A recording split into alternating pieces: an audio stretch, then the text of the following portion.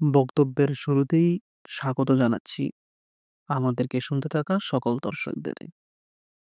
এই চ্যানেলটি খোলার পেছনে আমাদের কিছু অর্থবহ উদ্দেশ্য রয়েছে। উদ্দেশ্যগুলোর মধ্যে আলোচনা করতে গেলে প্রথমেই যে উদ্দেশ্যটি আসে সেটি হচ্ছে নিজের চিন্তা, নিজের মতামত, নিজের ইচ্ছা ও অভিলাষকে ছড়িয়ে দেওয়া। মানুষ হিসাবে আমরা সবসময় চাই আমার ইচ্ছা, আকাঙ্ক্ষা এবং আমার কল্পনার বাস্তবিক বহিঃপ্রকাশ ঘটুক সমাজে। সমাজের এই পরিবর্তন চাওয়ার ক্ষেত্রে যে জিনিসটি সবচেয়ে বেশি প্রভাবক হিসাবে ভূমিকা রাখতে পারে বলে আমি বিশ্বাস করি, সেটি হচ্ছে কনটেন্ট। কনটেন্টের কয়েকটি ধারা পরিচিত। তার মধ্যে অন্যতম একটি হচ্ছে পডকাস্ট। পডকাস্টে মূলত ২ জন ব্যক্তি অথবা ৩ জন ব্যক্তি অথবা অনেকজন ব্যক্তি আলোচনা করে থাকে। আবার কিছু পডকাস্টে একজন মাত্র ব্যক্তি আলোচনা করে থাকে।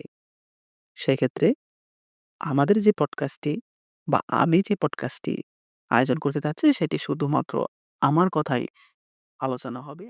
আমি যে এই পডকাস্টটির আয়োজন করতে চাচ্ছি সেটি হচ্ছে শুধুই মাত্র আমার ব্যক্তিগত মতামত। আমার ব্যক্তিগত মতামতে অনেক সময় অনেকের আপত্তি থাকতে পারে। অনেকের কাছে অযৌক্তিক মনে হতে পারে এবং অনেকেই অপছন্দ করতে পারে। সেক্ষেত্রে আমি সকলকেই নিজের মন্তব্য প্রকাশ করার জন্য দৃঢ়ভাবে অনুরোধ জানাবো। আপনাদের মন্তব্য অনেক ক্ষেত্রে আমার চিন্তাকে পরিবর্তন করতে সাহায্য করবে অথবা আমার চিন্তার দুর্বলতাকে আমার সামনে তুলে আনবে।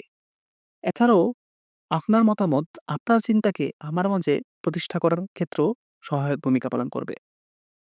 আমার এই পডকাস্টটিতে আমি মূলত দৈনন্দিন জীবনের যে সকল বিষয়সমূহ আমার সাথে ঘটেছে এবং কি যে সকল বিষয়সমূহ আমি মনে করছি আপনাদের সাথে শেয়ার করা অত্যন্ত প্রয়োজন, সেগুলোই শেয়ার করব।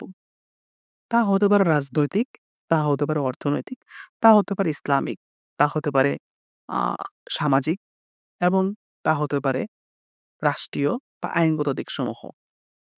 সেক্ষেত্রে আমার প্রতিদিনের যেই আ লার্নিং গুলো আছে, আমার প্রতিদিনের যেই অ্যা শিক্ষণীয় ব্যাপারসমূহ রয়েছে, সেগুলোই আমি তুলে ধরার চেষ্টা করব।